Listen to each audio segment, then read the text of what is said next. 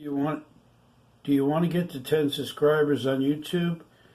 I'm going to tell you how I did it myself. I started out with 0 like everybody else, and I'm a new YouTuber. In about a month, I'm up to 10 subscribers. What you got to do to get 10 subscribers is you have to ask your family and friends to subscribe to your channel.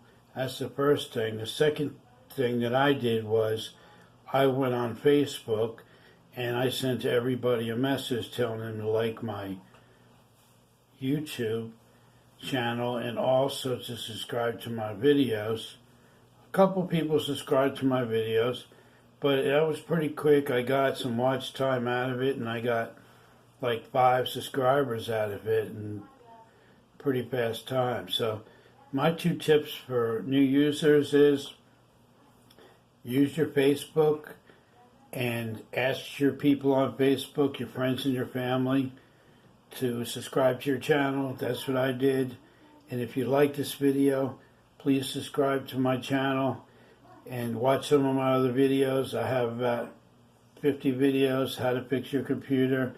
I am Mike Locascio and I do computer service. I'm with MSL Computer Repairs. And thank you for watching this video. See you in the next video. Bye.